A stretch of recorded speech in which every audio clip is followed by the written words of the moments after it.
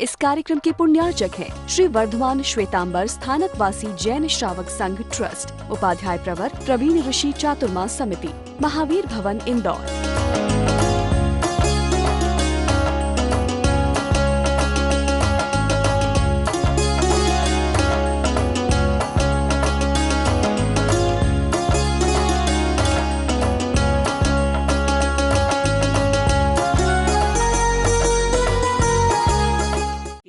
परम श्रद्धेय पूज्य गुरुदेव के चरणों में कोटिश वंदनम। विराजमान स्नेही से तीर्थेश श्री महाराज साहब, विदुषी महासत्य वृंद, उपस्थित भव्य आत्माओं, जैसे साधु साधियों के मन में एक साधना से घातक साधना के लिए विनाशक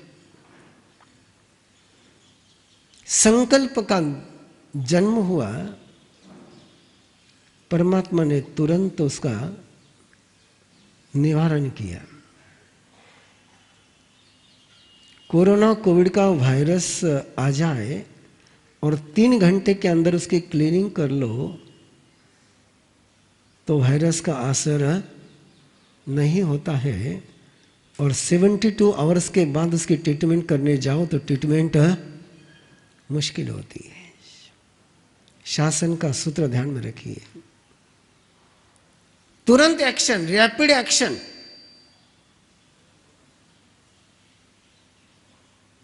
इमीडिएट एक्शन। अपन इमीडिएट रिएक्शन करते हैं,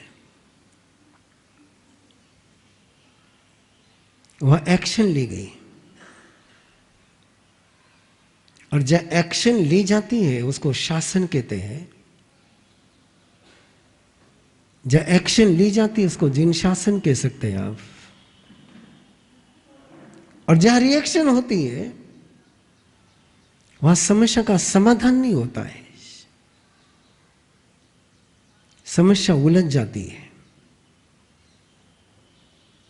एक्शन है कि रिएक्शन है, इसको जांचने का केवल एक थर्मामीटर है, इतना सा पैरामीटर है।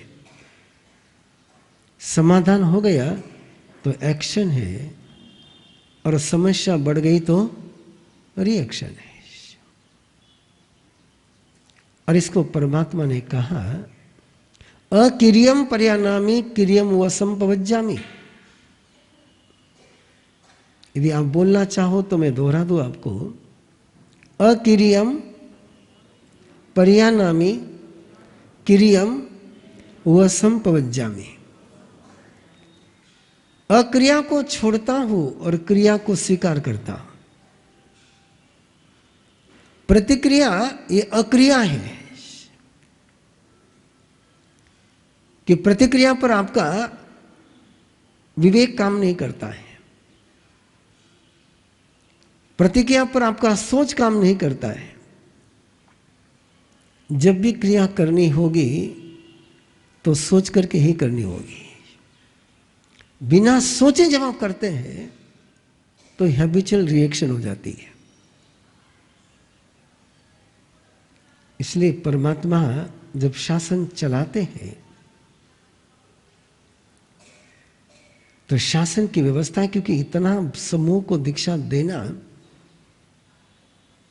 इतने साधु साधियों को दीक्षा देना आसान हो सकता है, लेकिन इतने साधु साधियों को साधना के पथ पर चलाना, कि जिन्होंने दीक्षा ली वो परफेक्ट नहीं है, जिन्होंने संयम स्वीकार किया वो मास्टर नहीं है। वो मास्टर होने के लिए दीक्षा ली उन्होंने। दीक्षा लेने का मतलब है कि एडमिशन लिया है, और एडमिशन का मीनिंग है कि सीखने की प्रोसेस जारी है, और सीखने की प्रोसेस जारी है इसका मतलब मिस्टेक होती रहेगी। इतने साधु साधियों का एक साथ एडमिशन करना, एक साथ उनको एजुकेशन कराना, ट्रेनिंग देना,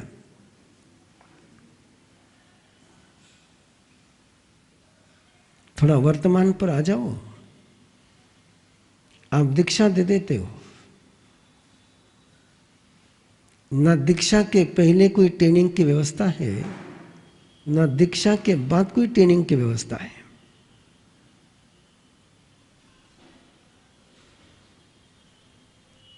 थोड़ा भारी हो जाए तो सुन लीजिए। महोत्सव की दीक्षा होने के बाद बड़ी दीक्षा होती है, और बड़ी दीक्षा का कालमान 7 महीने, 4 महीने और 7 दिन, 4 महीने और 6 महीने रखा गया है। उसका एक सूत्र पकड़ लिया गया कि 10वें कली के 4 अध्याय आने चाहिए, लेकिन उसका दूसरा जो सूत्र था कि उसकी संयम की प्राथमिक ट्रेनिंग पूरी होनी चाहिए, प्राइमरी ट्रेनिंग पूरी होनी चाहिए।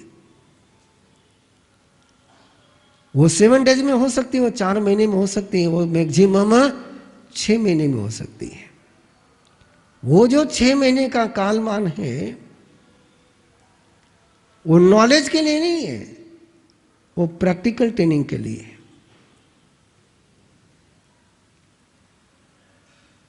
लेकिन ये आपको भी पता है, मुझे भी पता है कि आज हमारे यहां पर वो व्यवस्थाएं नहीं रही, उसके ये परिणाम सामने आ रहे हैं। बिना ट्रेनिंग के किसी सैनिक को युद्ध भूमि पर भेजना, बिना ट्रेनिंग ले किसी के हाथ में ड्राइविंग सीट सौंपना,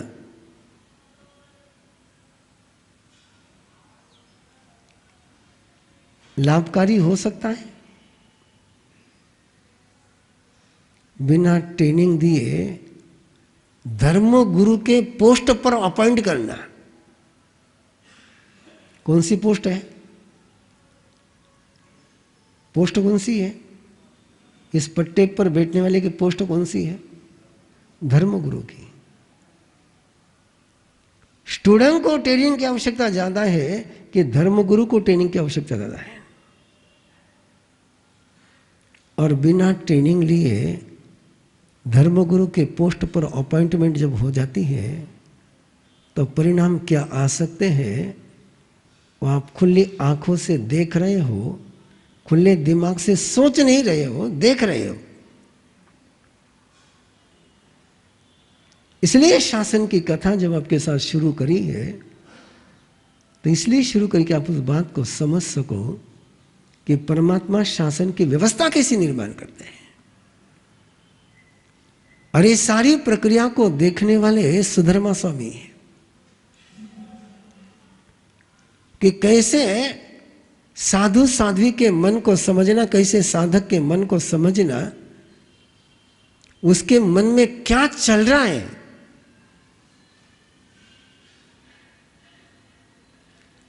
कहां उसका चित्त भटक रहा है, कहां उसमें साधना के खिलाफ सोच जन्म रहा है। इसको चेक करना और उसको ट्रैक पर लाना। इंद्रभूति गौतम को भगवान महावीर के निर्माण के बाद केवल ज्ञान होता है। सुधर्मा स्वामी के पास केवल ज्ञान नहीं है, लेकिन केवल ज्ञानी को उत्तराधिकारी नहीं बनाया गया। उत्तराधिकारी बनाया गया सुधर्मा स्वामी को कि ट्रेनिंग कैसे देनी, कैसे संभालना संघ को, इसको 24 आवर्स साथ में रहकर के किसी ने देखा है तो एकमेव गंधर्व है सुधर्मा स्वामी। और इसलिए वो संघ को संभाल सके। और हर अधिकारी का ये दायित्व होता है, हर अधिकारी का ये दायित्व होता है कि अपना सक्षम उत्तराधिकारी तैयार करे।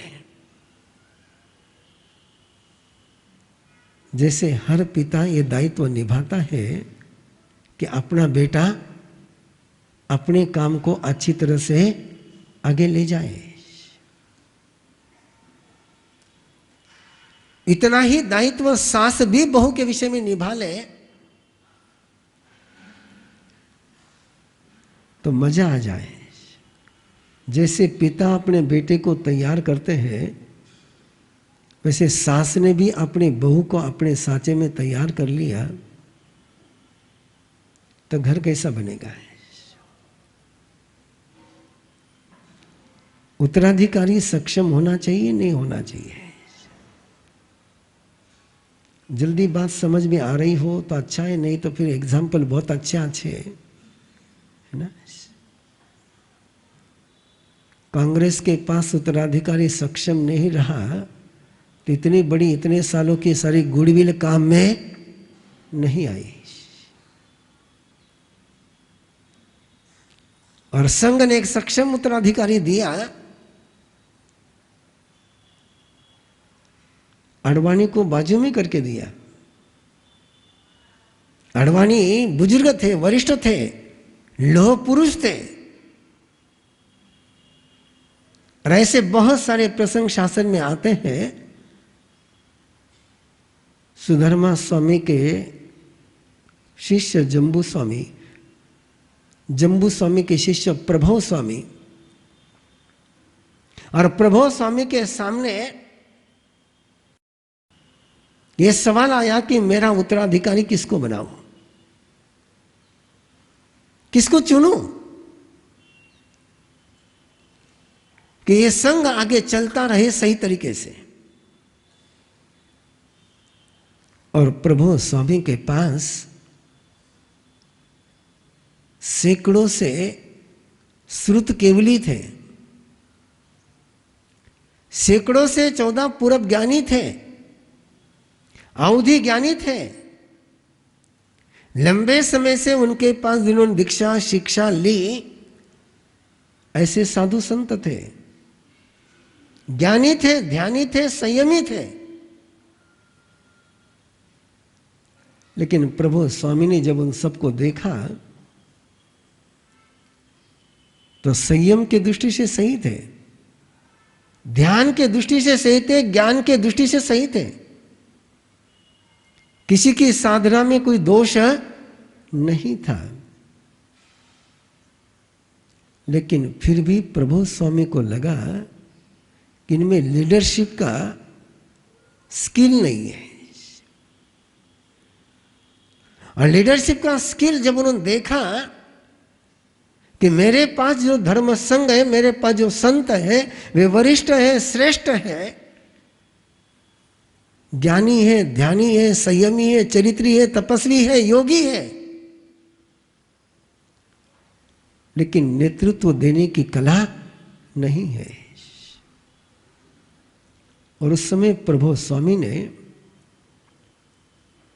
खोज करी